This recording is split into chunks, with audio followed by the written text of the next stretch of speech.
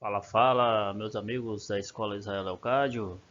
É com enorme prazer que eu venho trazer mais um vídeo aqui, certo? Para vocês sobre a dinâmica climática, né? A gente já iniciou esse assunto no último vídeo, certo? Desse assunto.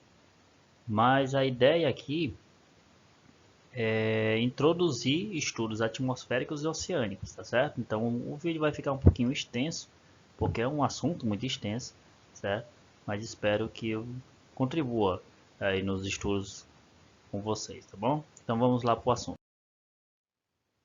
Sobre as massas de ar do Brasil, é importante a gente diferenciar, tá bom? Aqui nesse primeiro mapa, a atuação de quatro massas de ar, certo? É, importante e diferenciáveis. Essa primeira massa de ar é a equatorial, que está na região do Equador, tá bom? Equatorial Atlântica, MEA, certo? Então, ela se forma no oceano a partir do processo de evaporação da água do oceano e formação de nuvens, tá certo? Aqui na linha do Equador. Geralmente é um conjunto de nuvens, tá bom? Que se forma aqui, certo? E que com o vento, como o vento ele vai fazer essa direção aqui, ó, ela vai acabar invadindo, entrando aqui no Nordeste e Norte do Brasil, tá bom?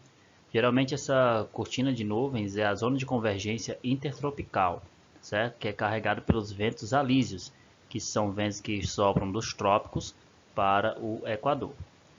A outra massa de ar aqui que a gente pode observar é a equatorial continental. Equatorial porque está próximo do Equador e continental porque se forma aqui no continente. Essa massa de ar ela é formada basicamente pela floresta amazônica, né? Então a importância da floresta amazônica na formação de uma massa de ar, certo? A partir da evapotranspiração da floresta e também da riqueza hídrica que é o rio Amazonas, que é um dos rios de maior volume de água do mundo. Então, temos aqui na parte mais ao sul do Brasil a massa de ar tropical, certo? Continental, tá bom? Tropical porque está entre os trópicos, né? No caso aqui ela está até na região subtropical, fora dos trópicos, e continental que se forma no continente. Essa massa é muito comum ser formada nas regiões do Chaco, né, paraguaio e argentino, ao norte da Argentina também, né, e às vezes vem com uma característica mais fria.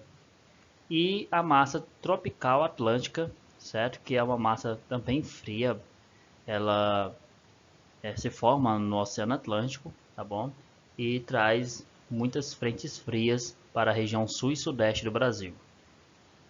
Aqui a gente pode observar o processo de friagem, né, onde a massa polar atlântica ela entra no território brasileiro com muita força, certo? E a massa tropical atlântica também, a partir dos ventos alísios de sudeste, tá certo?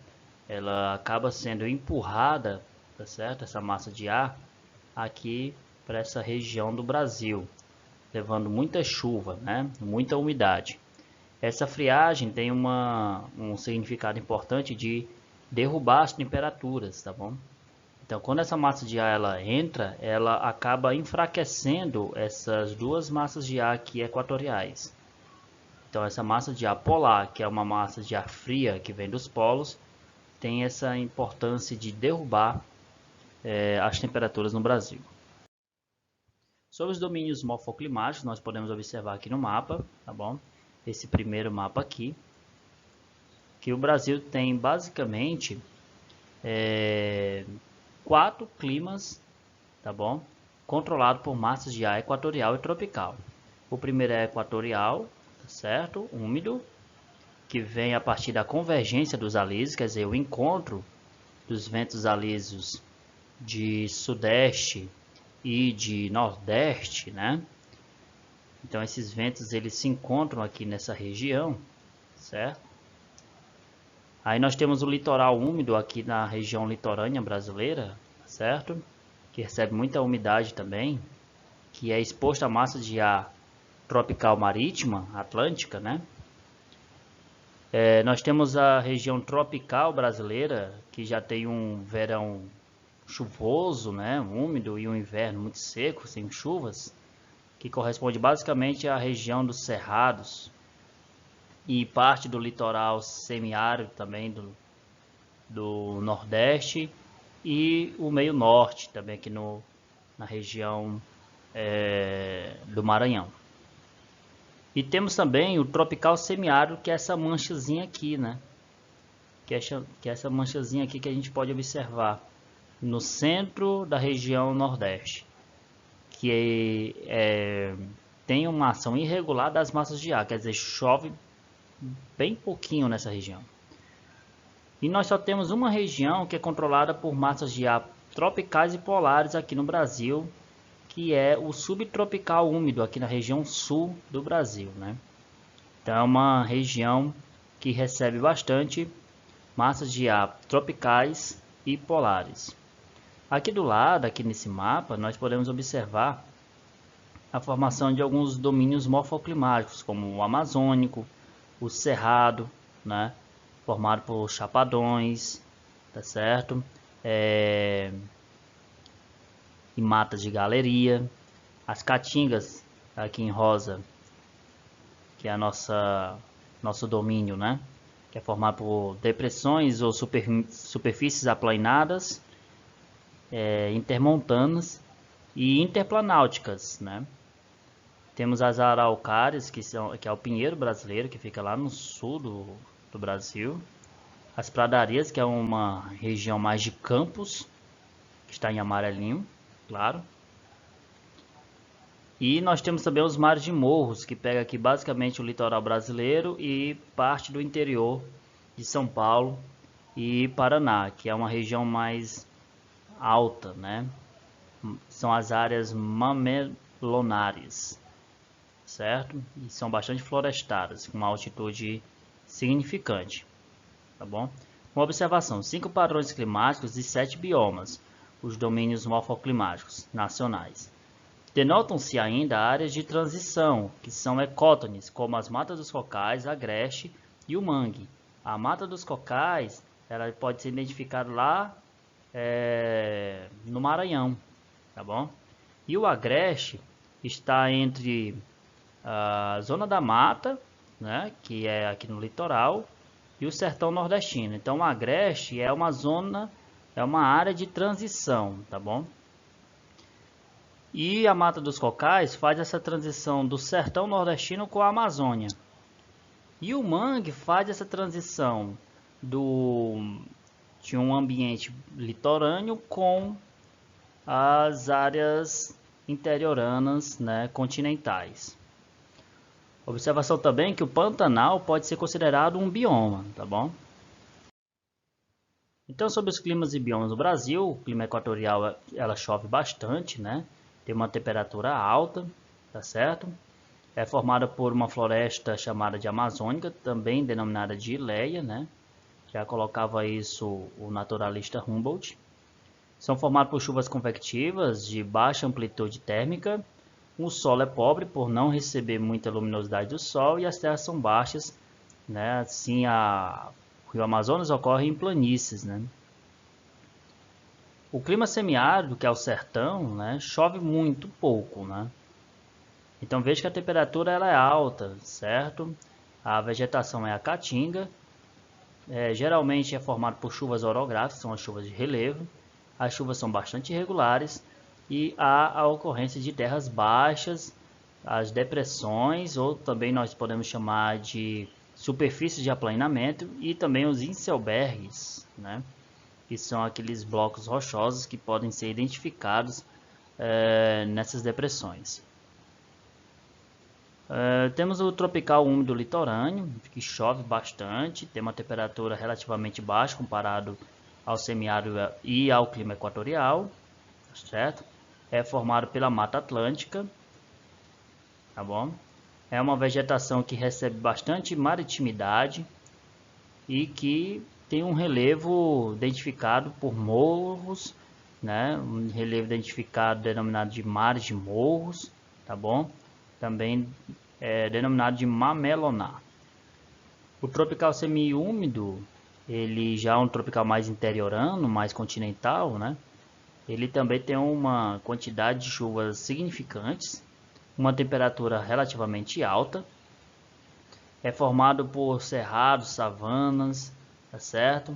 Que são as árvores retorcidas, também gramíneas, formado por chapadas e chapadões, né? E o clima subtropical, né? Ela é formado por 4 estações, tá bom? Está fora dos trópicos, tem uma quantidade de chuvas relevante, uma temperatura média baixa. É o mais frio do Brasil, está lá no sul do Brasil. É formado por araucárias, por campos. As araucárias são o pinheiro brasileiro. É formado por chuvas de frontal, que são os granizos, e tem uma grande amplitude térmica, tá certo? Uma amplitude térmica significante, né? A maior do Brasil, certo? Aqui são alguns climogramas que nós podemos identificar. A primeira da floresta amazônica, nós podemos observar que a amplitude térmica ela é a menor que tem, né? Então as barras azuis são as chuvas e a linha vermelha é a temperatura. Então veja que chove muito durante boa parte do ano e a temperatura ela oscila pouco, tá bom? Já na Caatinga, aqui nesse gráfico aqui em Juazeiro, nós observamos que a quantidade de chuva ela é mínima, né? Tem poucas chuvas, certo? Mas a temperatura ela é muito alta, tá bom? Na Mata Atlântica, nós temos a ocorrência da maritimidade, trazendo umidade que vem do mar, e a quantidade de chuvas ela também é significante, tá certo? Uma temperatura que também não é muito baixa.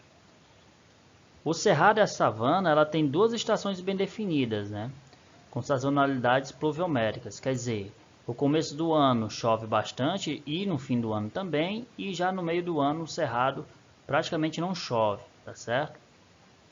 Já as regiões de Araucárias e Campos, lá no sul do Brasil, tem chuvas bem distribuídas, então observamos aqui nas barras azuis que praticamente não há muita diferença na quantidade de chuvas, e a amplitude térmica ela é altíssima, né? Então aqui no início do ano a temperatura é muito alta e no meio do ano a temperatura é muito baixa.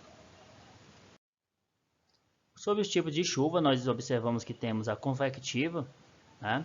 A chamada chuva das 5 horas, certo? Onde o ar menos denso, menos pesado, ele sobe, o ar frio desce, né? Formando assim as chuvas.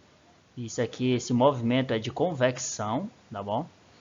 A chuva frontal já é o encontro da massa de ar fria com a massa de ar quente. A massa de ar quente é muito mais leve, ela sobe, certo? E a massa de ar fria é muito mais pesada, ela desce. E aí quando a massa de ar fria ela desce, ela ocasiona chuvas. E a orográfica, tá certo? É provocada por relevo. É quando um relevo, como uma montanha, uma chapada, um morro, ela bloqueia a passagem das chuvas, né, para um outro lado. Então aqui nesse desenho a gente observa que um lado chove, né, a Chapada da Borborema bloqueou a passagem dessa chuva, né, para a região de sotavento, né, sotavento seco, que no caso aqui seria o sertão, tá bom? E a zona da mata, que é onde está o barlavento úmido, onde a chuva vai ficar barrada, certo? A zona da mata onde vai receber toda a chuva. Uma boa observação, né?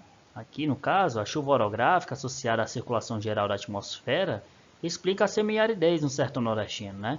Então é uma boa explicação para entendermos melhor o sertão nordestino, justamente por conta das chuvas orográficas, que tanto marcam o sertão, o nordeste brasileiro. Sobre as curvas de nível, é importante revisar aqui nesse primeiro mapa, as curvas equidistantes de 50 metros, observamos que a maior declividade de uma curva de nível é onde as linhas elas estão muito próximas, né? Então essas curvas, essas linhas, elas estão muito próximas, então a declividade é muito alta, então é muito abrupto, há um decaimento maior do relevo, né? Que são áreas de risco. Já em relevos onde há uma distância maior das linhas, certo? O relevo ele é mais plano, tá bom? Então, outra coisa a ser observado, por exemplo, nesse desenho aqui, a gente observa que os valores eles estão diminuindo para dentro, né? 500, 400, 300, 200. Ó, aqui a região central é menor do que as regiões periféricas, né? Ela é menor. Então quer dizer que essa regiãozinha aqui ela é mais baixa, ela é uma depressão, né? Já se os valores forem aumentando para dentro, isso significa que há uma elevação. Então veja que aqui o relevo é muito maior do que nas regiões periféricas, certo? Sobre as áreas de risco, é importante a gente identificar que as áreas de risco acontecem em áreas onde há muita declividade, né? Então veja que o escoamento, né, o desabamento de terra acontece quando não há essa camada vegetal, tá bom? Então uma camada vegetada, ela infiltra a água e evita a erosão, tá certo? Isso faz com que a vegetação tenha uma finalidade, uma importância de fixar o solo. Sem a vegetação, a gente observa que o solo fica desprotegido e com a chuva ele acaba sendo escoado, né? Retirado, tá bom? E então o que acontece? Um solo exposto, sem vegetação, a água não infiltra tanto, né? E vai acontecer um escoamento, uma erosão, provocando aí uma área de risco, que é o que a gente mais vê nos morros, né? As encostas, em áreas irregulares nas grandes cidades. Próximo ao assunto, né? O que é a atmosfera, né, pessoal? A atmosfera é uma mistura de gases que envolve a Terra e acompanha os seus movimentos de translação e rotação, estando presa pela aceleração da gravidade. Então a atmosfera tem muitas funções. Ela é um escudo protetor, né? Ela regulariza a temperatura do planeta e nela está os principais ciclos, né, importantes para a vida no planeta. Sobre as camadas da Terra, nós basicamente temos duas camadas principais. A estratosfera, que vai até 17 km de altura, e a estratosfera, que vai até 50 km de altura. Depois nós temos a mesosfera, que passa de 85 km de altura, tá certo? Mas aqui nesse desenho aqui à direita, né, a gente pode observar uma divisão mais compreensível, né? A troposfera, depois a estratosfera, mesosfera, depois temos a termosfera e a exosfera, né? A pergunta que fica é: será que a nossa atmosfera sempre apresentou as mesmas características desde o início do desenvolvimento da vida na Terra? Claro que não, né? A atmosfera, assim como qualquer esfera da vida, ela sempre está em constante evolução. É uma atmosfera constituída por nitrogênio, que no caso aqui é o azoto, né? O nitrogênio aqui é a fórmula química, com mais de 70%, né, de concentração, e o oxigênio também é um grande constituinte, com mais de 20% de concentração. O ciclo do nitrogênio é um importante ciclo da nossa atmosfera, né? Captado aqui pelos seres vivos diversos, pelo meio biótico e abiótico, né? Então há uma fixação do nitrogênio. Depois há o processo em que as bactérias que estão aqui no solo, elas fixam o nitrogênio. Depois outras bactérias, elas desenvolvem o poder de nitrificação, tá certo? Uma formação do nitrogênio. E depois existe a função de desnitrificação, né, das bactérias que devolvem o nitrogênio para a atmosfera, tá bom? É um ciclo incessante. O oxigênio já é um ciclo também importante para todos nós, né? Que aí o oxigênio ele capturado pelos seres vivos a partir da respiração, tá bom? E também capturado por outros seres microscópicos para promover a decomposição, tá certo? Essa captação de todos os seres vivos, faz com que os seres vivos possam promover as suas atividades vitais, né? Sua vida, tá certo? E claro que o oxigênio é capturado pelos seres vivos e os seres vivos devolvem em forma de dióxido de carbono, tá bom? O carbono ou dióxido de carbono. A radiação ultravioleta do Sol faz com que o ozônio possa ser quebrado, tá certo? Aqui no caso, o ozônio quebrado pela radiação ultravioleta faz com que o oxigênio possa existir. Então, o oxigênio ele é formado a partir dessa quebra do ozônio, né? A partir da radiação ultravioleta, tá bom? O ciclo da água ele é promovido principalmente por um ciclo incessante, né? A partir da evaporação da água do mar, formam-se nuvens. Essas nuvens são carregadas por ventos que aí precipita no continente. Essa água desce, né? Precipita e cai aqui na superfície terrestre, formando rios, lagos, né? Alguma parte dessas águas são infiltradas pelos lençóis subterrâneos, tá certo? Formando rios subterrâneos. Essa água é toda escoada para o oceano, reiniciando de novo o ciclo, né, da água.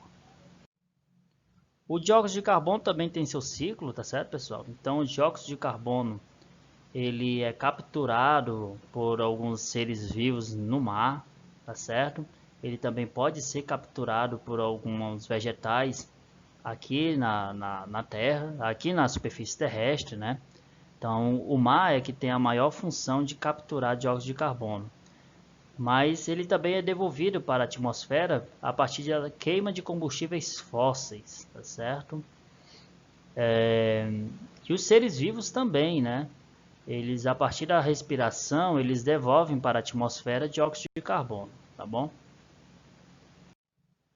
O efeito estufa, ele tem também vários processos. Aqui no desenho a gente observa que o número 1 é a radiação absorvida e está sendo refletida pela atmosfera. Então é muito importante essa absorção e reflexão para a atmosfera ficar bem quentinha, tanto na troposfera como na estratosfera, tá certo?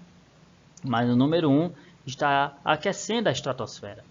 No número 2 a gente pode observar a radiação absorvida pela superfície terrestre, né?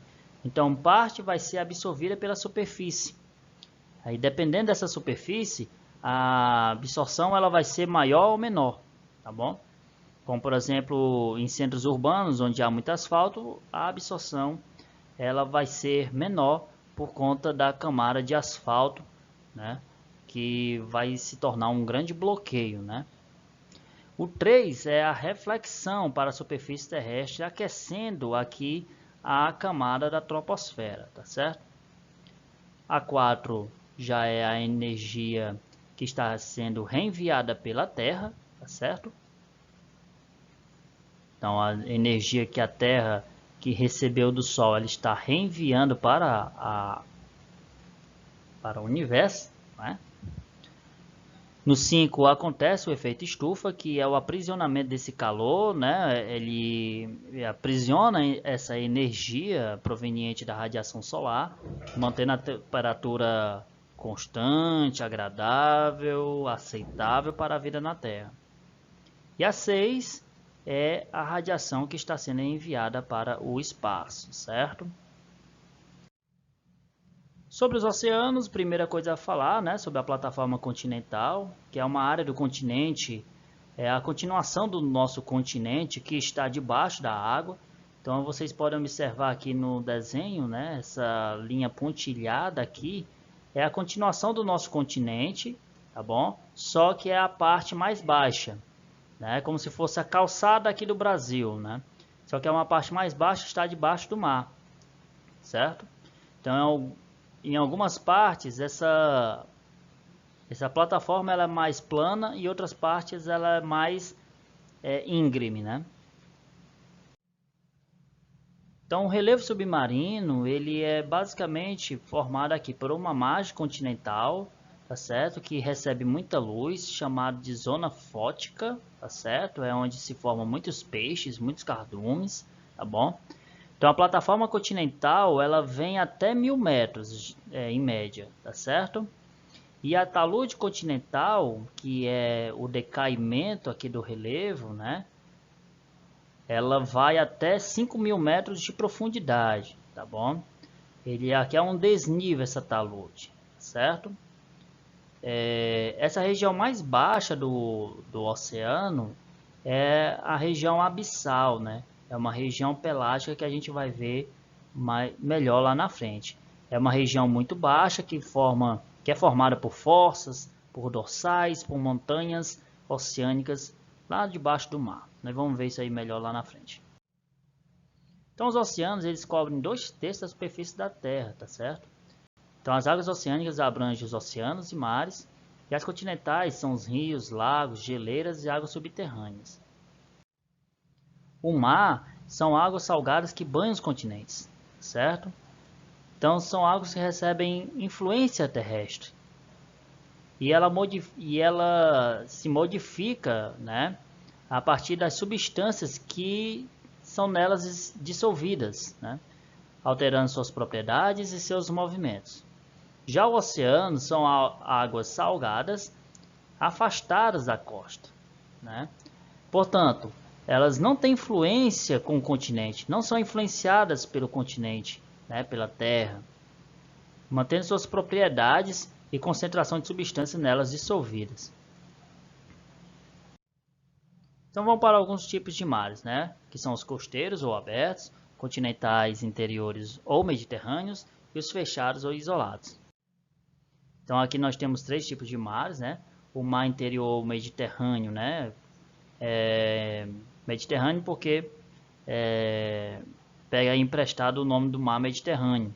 Esse mar interior ele só tem uma saídazinha aqui, ó, que é pelo estreito, no caso aqui o Estreito de Gibraltar, certo? Então é um mar interior. O mar fechado ele não tem nenhuma saída, ele é totalmente fechado. E o mar aberto ele tem conexão direta com o oceano, certo?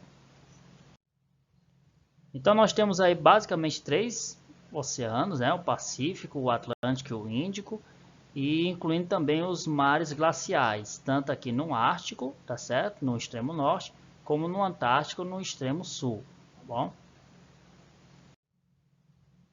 Algumas características das águas oceânicas, né? Primeiro a temperatura, a salinidade, congelamento, coloração, os movimentos e as correntes marítimas, nós vamos ver cada um logo logo. Sobre a temperatura, a média da temperatura dos oceanos é 16 graus. Nas grandes profundidades, essa temperatura ela chega a 4 graus, certo? Então, o que é que faz ocorrer essas variações da temperatura? Primeiro é a profundidade, né? Depois é a latitude. Quanto maior a latitude, menor a temperatura. E também as correntes marítimas. Por quê? Porque o movimento das águas faz com que o calor ele possa ser distribuído, né?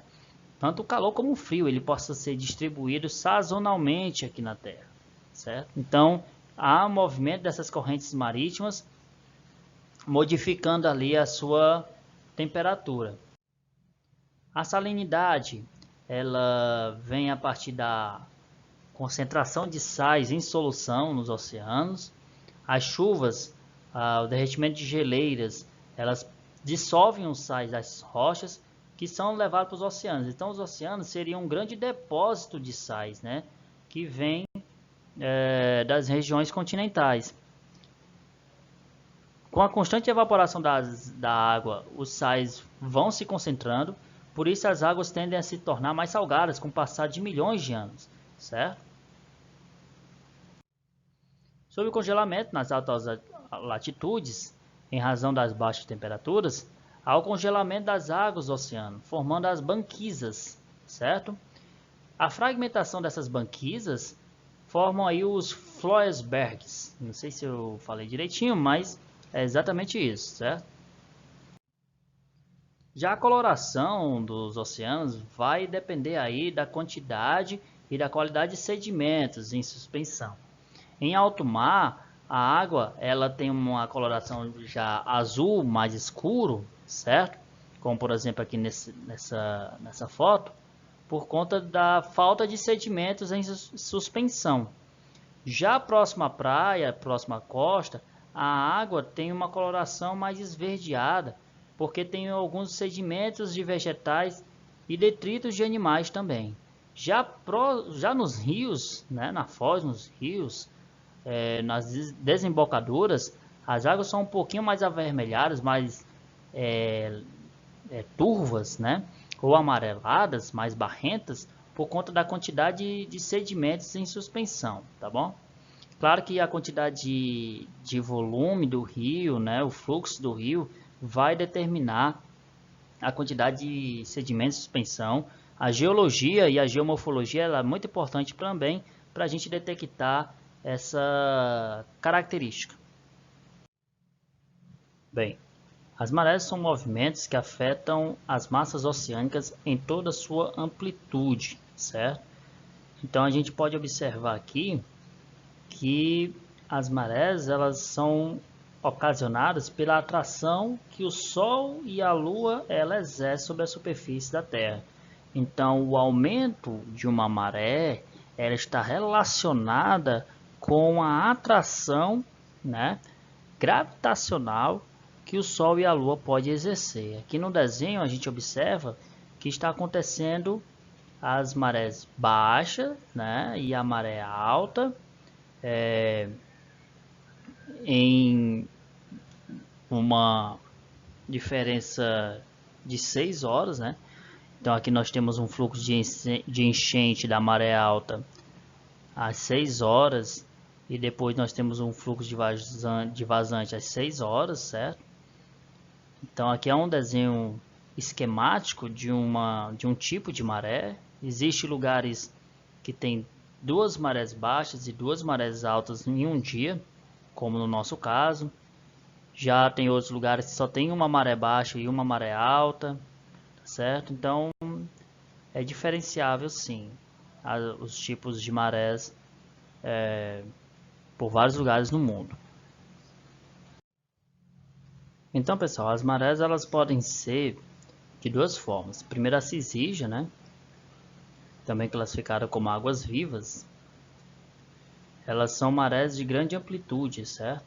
Quer dizer, grandes diferenças de maré alta e maré baixa, que ocorre quando a Terra, o Sol e a Lua estão em oposição, formando aí a Lua cheia, ou em conjunção, formando a Lua nova.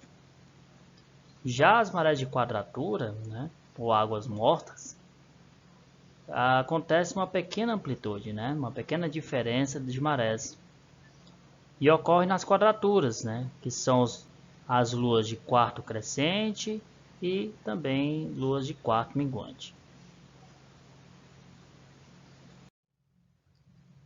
Os movimentos de massa, certo? Que são as ressurgências, é um fenômeno oceanográfico que está relacionado com a subida das águas profundas, né? Muitas vezes são ricas em nutrientes para regiões mais profundas dos oceanos. Então acontece aqui a subida de uma água fria profunda para a parte mais superior, mais superficial aqui das áreas oceânicas, né? Então essa aqui é uma ressurgência, né? As correntes marítimas, elas são movimentos das águas oceânicas que têm uma direção constante, certo? Temperatura e salinidades próprias, né? São características próprias e que são ocasionadas pela rotação da Terra, pelas diferenças de aquecimento do planeta, já que o planeta assume aí um formato geoidal, arredondado, certo? Então, algumas regiões aquecem mais, outras regiões aquecem menos. Isso vai fazer com que ocorra mudanças em correntes marítimas e também pela ação dos ventos. Então, elas podem ser quentes nas baixas latitudes ou frias nas altas latitudes. Sobre as principais regiões oceânicas, né, nós temos a nerítica, pelágica, batial e abissal. A nerítica ela está relacionado ao relevo da plataforma continental e a lâmina de água situada sobre ela. Então o relevo ele é recoberto por sedimentos, certo? E oriundos dos continentes por meio da ação dos ventos, rios, enxurradas de geleira. Então é uma região que recebe muito sedimento dos continentes e apresenta muitos cardumes, muitos peixes, e a exploração de petróleo também é intensa. Por quê? Porque é uma região onde os peixes ali morrem e se depositam, né? Sendo uma região mais explorada e mais importante economicamente. A pelágica já está na mesma linha, né, horizonte da nerítica, mas a pelágica ela está fora da plataforma continental, tá certo? Então ela não recebe sedimentos dos continentes.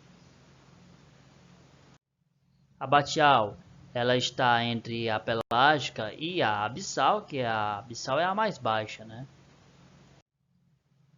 E já a abissal, ela corresponde ao fundo dos oceanos, né? São águas escuras, a fótica, ela não recebe luz do sol, com uma temperatura que está em média aí 4 graus, certo? Então, o fundo do oceano, que é o assoalho oceânico, ele é recoberto por sedimentos muito finos, que tem várias origens e idades, certo? Bem, pessoal, vou ficando por aqui. O vídeo ficou um pouquinho longo. Espero que eu tenha contribuído bastante. Tchau, tchau. Até a próxima vez. Valeu.